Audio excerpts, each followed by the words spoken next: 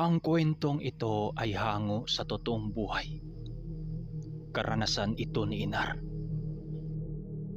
Taong 1956, Mautalinis, Negros Oriental. Pagkakinabukasan, habang tulog na tulog pa rin si Inar, laking gulat ng kanyang ama nang makita nito ang halos 6 na bihag na nakapatong sa ibabaw ng mesa. "Nak, saan galing tong mga to?"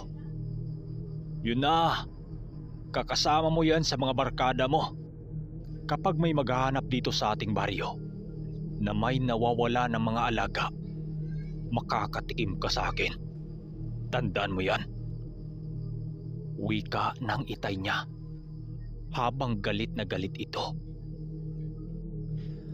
Nang marinig ito ni Inar, bumango naman siya sa kanyang hinihigaan.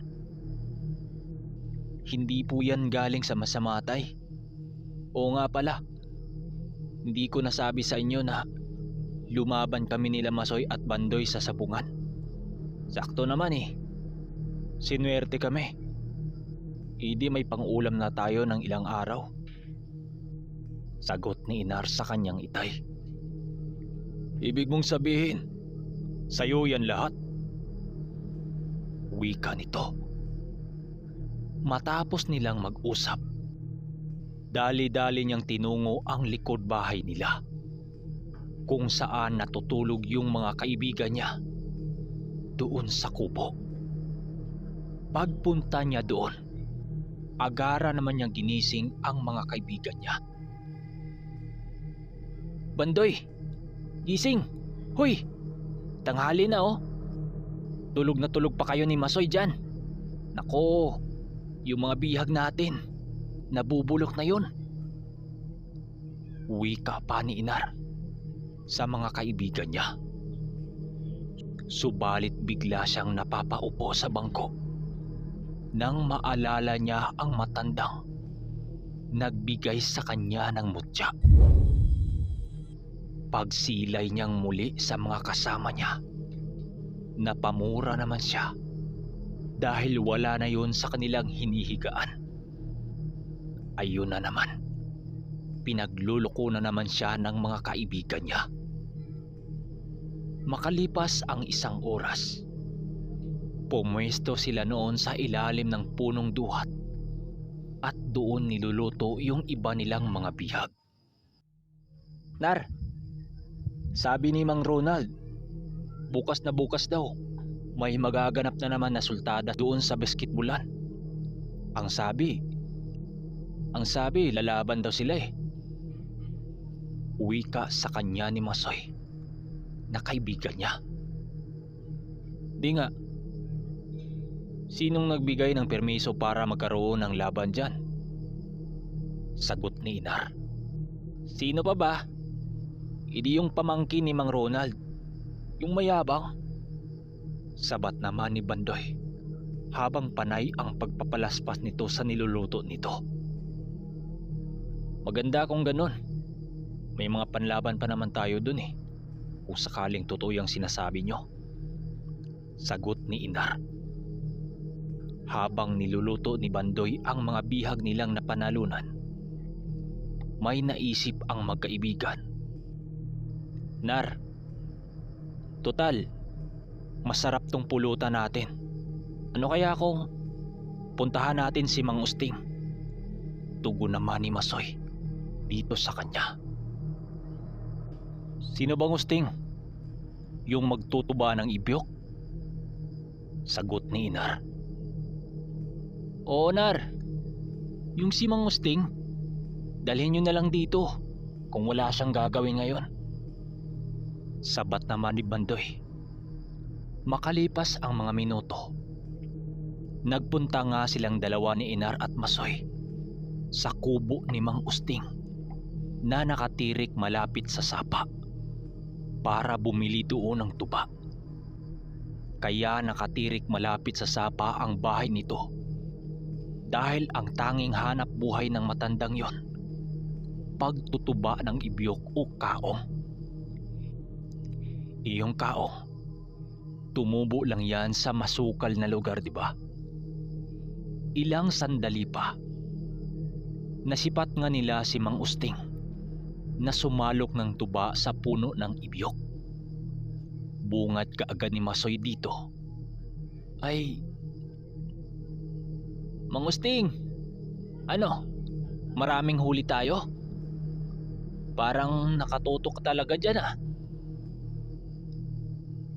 Ano naman iho? Kapag hindi tayo kumakayod, aba, wala rin tayong kakainin. O siya, anong pakay nyo, ba't naparito kayo? Sagot ng matanda.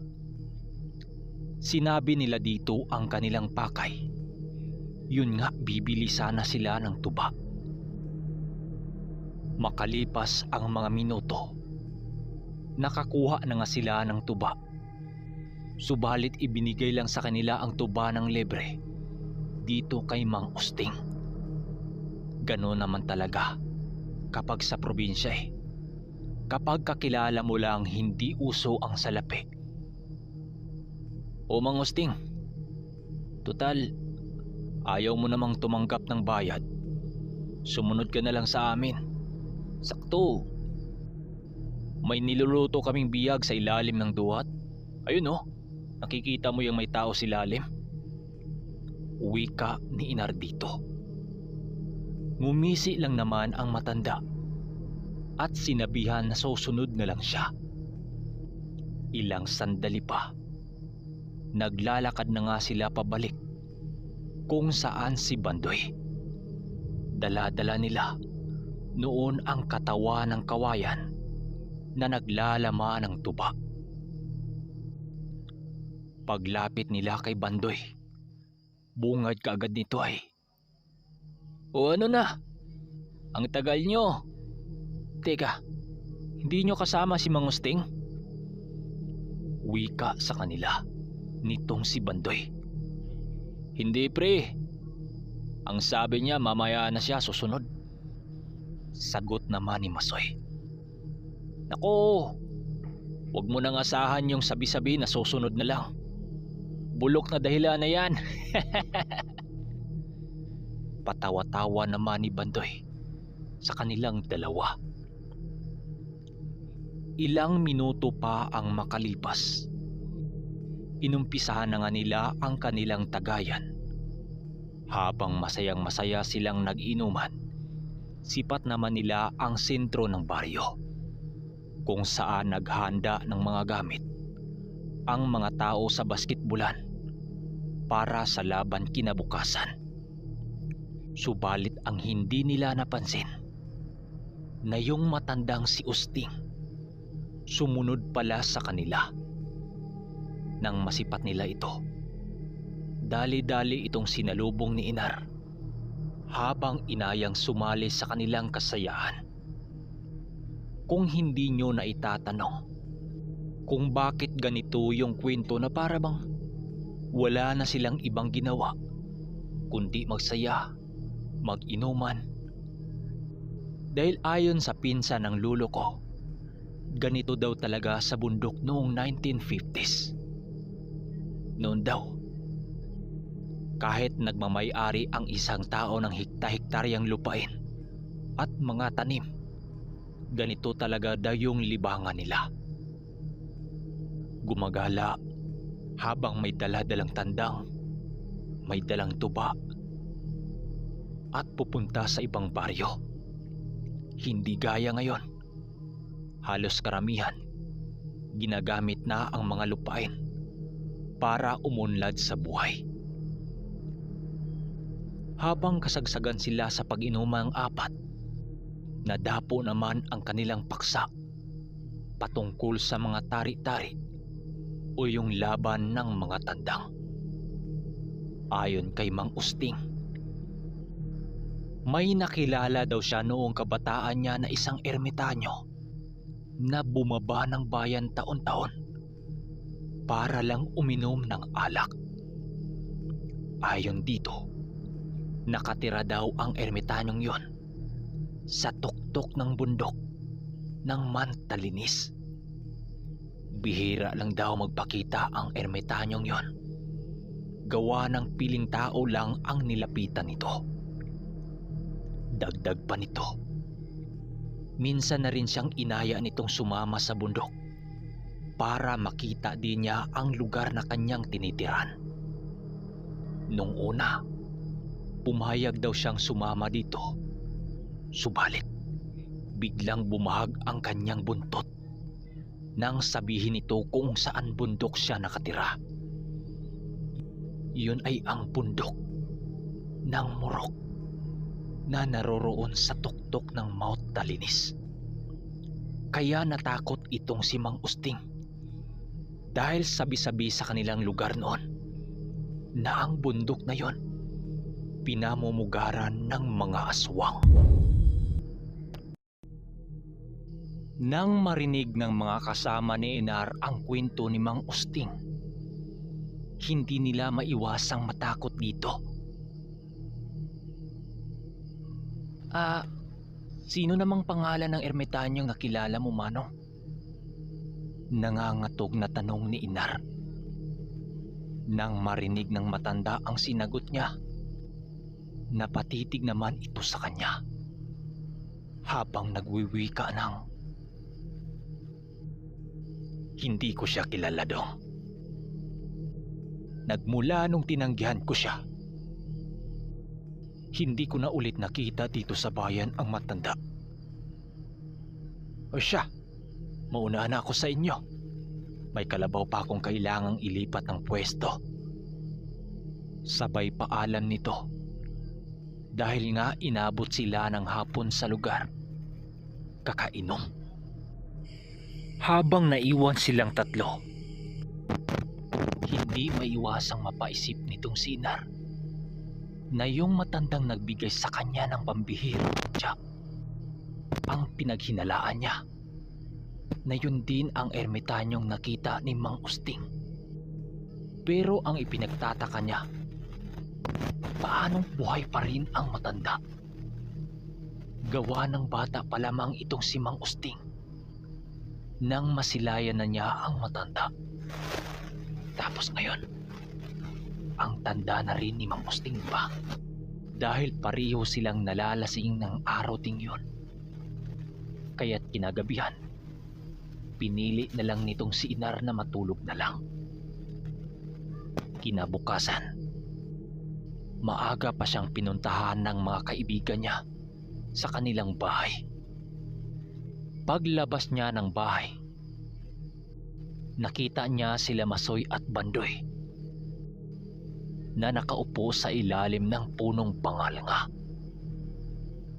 Kaagad naman niya itong nilapitan at tinanong kung anong pakay ng mga ito.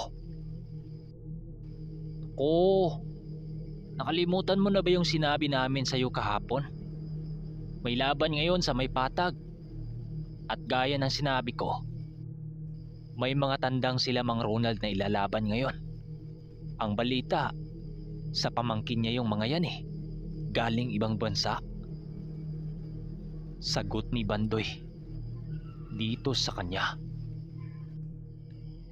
Sinabi naman ng mga ito na oo, meron daw silang tag-isang tandang na ilalaban. Makalipas ang mga oras, sumapit na nga ang 10:00 ng umaga. Sipat na nila noon ang unti-unting pagdami ng mga tao sa may nasabing basketbulan na hindi na semento. Kaya't dahan-dahan na silang naglalakad noon habang bitbit ni Inar ang isa niyang panlabang tandang. Paglapit nila, sakto namang nagsimula na ang sultada at may ilang taga-baryo na silang nakitang lumalaban sa mga dayo. Pagkakita ng kababaryo nila sa dalang tandang nila Inar, halos napatakip naman yon sa kanilang mga bibig habang pahigping tumatawa. Alam nila Inar na sila ang pinagtawanan nito. dahil mga manok pangkatay lang naman ang kanilang daladala. Yung tipong Tagalogin, kung tawagin sa Tagalog. Pagkarating nila Inar sa may puno ng talisay, agad naman niyang itinali doon ang tandang dahil hindi talaga siya tinitigilan ng mga kababaryo niya. Mas lalong nainis itong si Inar nang dumating ang isang kababaryo niyang pinakaayaw niyang makasalamuha na yung nagngangalang Ronald. Yung dala kasi niyang tandang wala talagang kaporma-porma. Kapag pinagmasdan mo ito sa malayo, animoy mga tuyong dahon ang mga balahibo nito. Nung nilagay niya ito sa lupa, akala mo takot ito sa lahat ng mga tandang sa kanyang paligid. Gawa ng ang lakas din ng mga tunog ng mga manok doon. Ayon kay Inar, napakalakas ng sultada noon, partikular sa bayan ng Dawin at Bakong. Dahil ang mga panahon na ito, bago pang lumaganap ang mga manok na galing Texas, kilala ang mga lahi na yan dahil sa mga magagaling na Amerikanong nagpalahi ng mga ito. Kadalasan sa nagwawagi sa sabungan noon ay ang ganong klaseng manok dahil matindi itong umatake kumpara sa pangkaraniwang na mga tandang. Kaya gano'n na lamang pinagkansyawan itong si Inar dahil ang ipinalaban nila ay alam nyo na. Hanggang sa magpasya ang kanilang grupo na iunang ilaban ang tandang ni Inar kontra naman doon sa mga dayo. Sa ulutan pa lang, grabe na ang pangkakansyaw ng mga tao sa kanila.